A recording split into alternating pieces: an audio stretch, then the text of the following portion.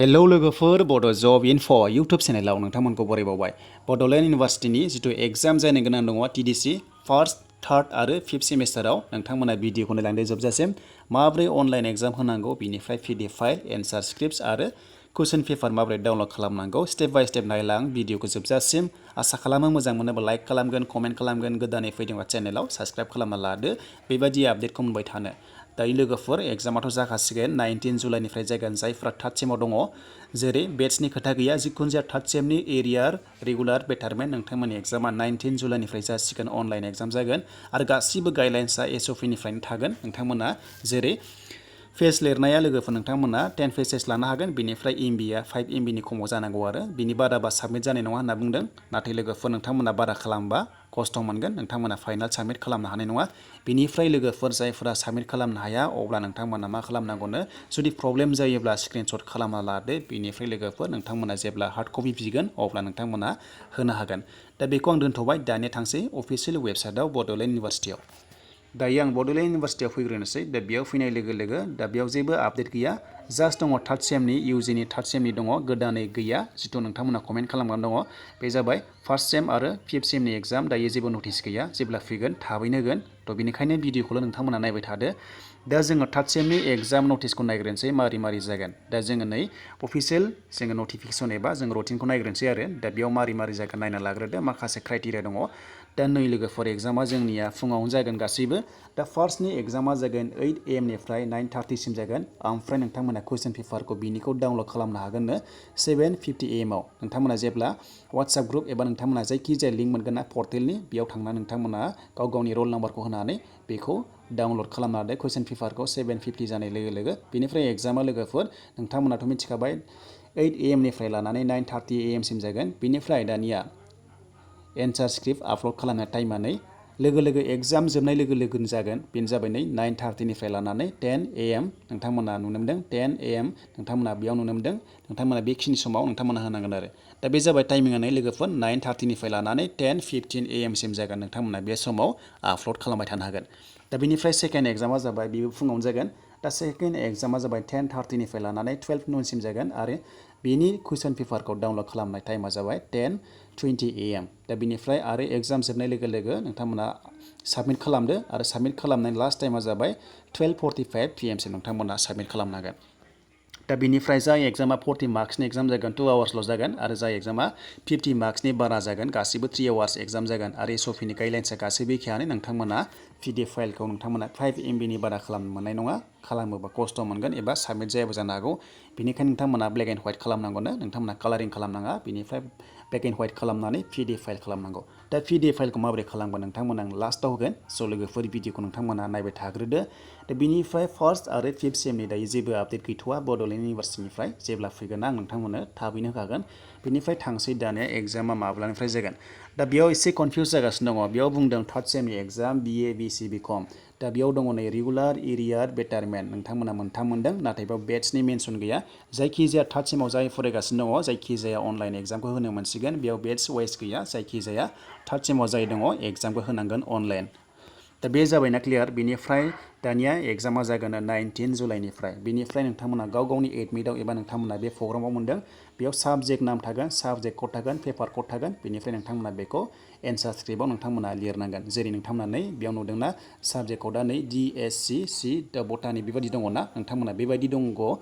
आरो बेबायदिखौ नोंथांमोना होनांगोन एन्सार स्क्रिप्टआव दा माबोरै पीडीएफ फाइल खालामनांगौ नोंथांमोना भिडिअखौ नायलांबाय थादो दा बेनिखायनो नोंथांमोना जेब्ला एग्जाम लिरगोन प्रपारलि मोजां बुजिना लाग्रोदो बेनिफ्राय नोंथांमोना जेब्ला वाट्सएप ग्रुप एबा नोंथांमोना अफिसियेलि लिंक मोनगोन ना दाथ' बड'लेण्ड इउनिभार्सिटिनि एक्सट्रा लिंक गैया अफिसियेल वेबसाइटआव जेबो जिअ पर्टेलनि बादि गैया बिअ पर्टेल गैया दा बेयाव मोनाखै अफिसियेल जोङो वेबसाइटआव मोनाखै आरो दा गुवाहाटी इउनिभार्सिटिना एक्सट्रा थाखायो नोंथांमोना web.guwahati.ac.in होनाय लोगो लोगो पर्टेल मोनखायो बेयाव थांनानै नायनो हायो आरो नाथाय बिअनिया जेबो गैया दा लिंक मोनगोन नोंथांमोना डिपार्टमेन्टेल वाइसबो मोननो हागौ दा बेयाव मोनोब्ला नोंथांमोना थुनानै लगइन खालामनानै नोंथांमोना गाव गावनि रल नाम्बारखौ होनानै लगइन खालामनानै अनलाइन एग्जामखौ होनांगौ आरो दा बेखौ आं क्लियार खालामबाय दानिया PDF फाइलखौ माबोरै खालामनांगौ नोंथांमोना नायना लादो जायफोरा अनलाइन एग्जाम लिरगोन नोंथांमोना PDF फाइलखौ माबोरै खालामनांगौ नायना लादो दा बेनिफ्राय नेक्स्टआव PDF फाइलनि MB खौ माबोरै खमायनो हायो जेरै 10टा पेज लायोबा 5 MB नि बाराबो जानो हागौ बेखौ जों खमायनो हायो दा बेनिखायनो माबोरै खमायनांगौ आं नेक्स्टआव भिडिअ खालामगोन दायो आङो PDF फाइलखौ माबोरै खालामनांगौ बेखौल' होग्रोबावनोसै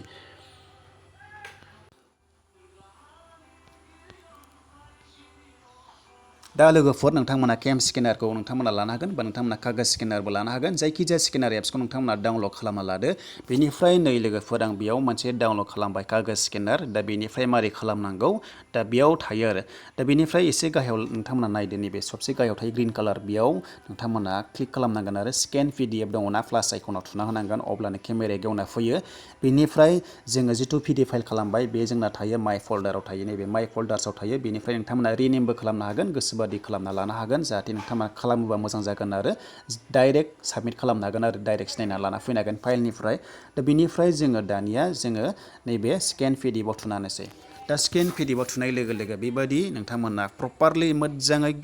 थोंजोङै लाबानो जाबाय सिदा लाबानो जाबाय मोजां खेब नै बेबायदि खेबबाय आङो नै दा बेबायदि खेबदो दा बेयाव खेबनाय लोगो लोगो जोङो बेयाव खेबबाय आरो बेखौ सिदायै खेबबाय बेनिफ्राय बेयो 1 जाबाय आरो लोगोसे बेखौ बेलथायनोबो हागोन ओरै बेलथायनाबो लानो हागोन बेलथायनानै लानो हागोन सेकेन्ड पेज नांगौबा आरो खनसे नोंथांमोना क्लिक खालामबावदो आरो दा बेयाव नै खननै जाबाय जिखुनु जाया खननै खनथाम दा जों मोनथामखौनो लाबाय मोनथाम खेबबाय बेनिफ्राय मा खालामनांगौ 3 नुदोंना नोंथांमोना राइट साइड खना गाहायाव प्रसिडआव थुना होदो दा प्रसिडआव थुनाय लोगो लोगो नै बेबायदि गेवना फैसिगोन दा बेखौ मोजां सिदायै लाबानो जाबाय मोजां सिदा लादो मोजां सिदा ला बेखौ जाहाथे खायलें खुलि खालामनाङा नोंथांमोना दायो आं बेखौ एग्जाम्पलसो नालाय दा बेनिफ्राय नेक्स्टआव जों गाहायाव थुना होदो गाहायाव नेक्स्ट दङना राइट साइड खनायाव बेखौ नेक्स्टआव थुना होदो बेनिफ्राय सेकेन्ड पेजआ फैबाय बेखौ आरोबाव नोंथांमोना मोजाङै क्रप खालामदो बेनिफ्राय आरो नेक्स्टआव होबावदो बेखौ मोजां आरोबाव फिन खनसेबाव खालामनानै बेबायदि लादो आरो दा बेनिफ्राय नेक्स्टआव थुना होदो दायो गांथाम पेजआ फैबाय जोंनिया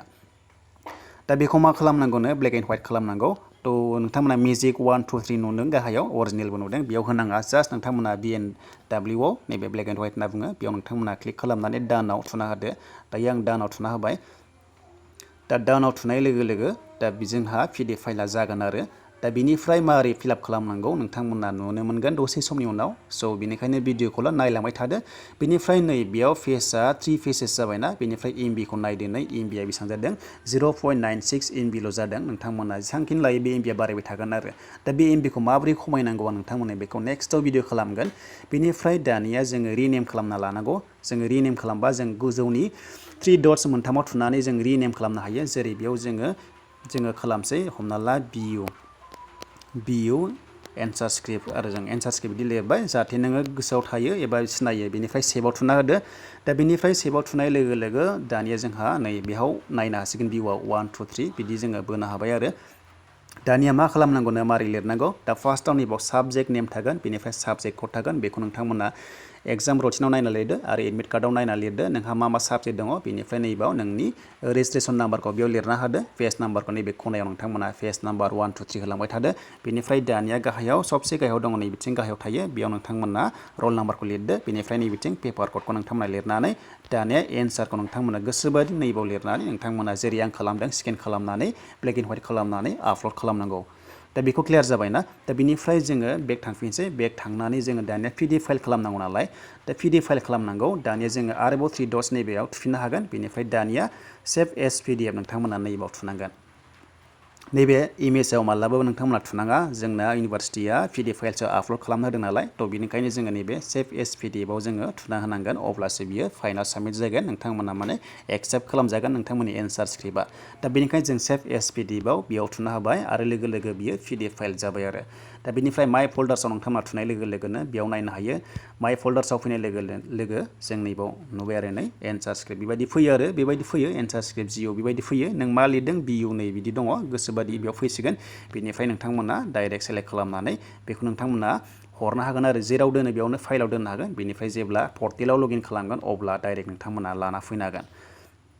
दा बेबायदिनो प्रसेसा लोगोफोर गोरा नङा जास्ट नोंथांमोना बेखौल' बुजिग्रोदो जे मारै अनलाइन एग्जाम लिरनांगौ दा बेनिखायनो लोगोफोर नोंथांमोना चेनेलाव नायबाय थाबानो जाबाय जेसांखिनि आपडेट गोदान फैगोन बड'लेण्ड इउनिभार्सिटिनि आं थाबैनो होगोन नाथाय दायो जेबो फार्स्ट आरो फिफ्थ सेमनि गैथ'वा जेब्लानोखि फैगोन थाबैनो होगोन थ' गोबां कमेन्ट्स खालामगासिनो दङ थार्ड सेमनि एग्जामा बोरै जागोन होननानै दा बेनो अनलाइन एग्जाम जासिगोन थार्ड सेमनिया 19 जुलाइनिफ्राय बिनिफ्राय फार्स्ट आरो फिफ्थ सेमनिया दायो गैथ'वा जेब्ला फैगोन ना थाबैनो होगोन दानिया लोगोफोर गोदानै फैदोंमोनबा चेनेलाव मोजां मोनोबा लाइक खालाम कमेन्ट खालाम आरो भिडिअखौ हानायसेबां शेयार खालामदो आरो साबस्क्राइबबो खालामना लादो हानायसेबां नोंथांमोना हेल्प मोनबाय थागोन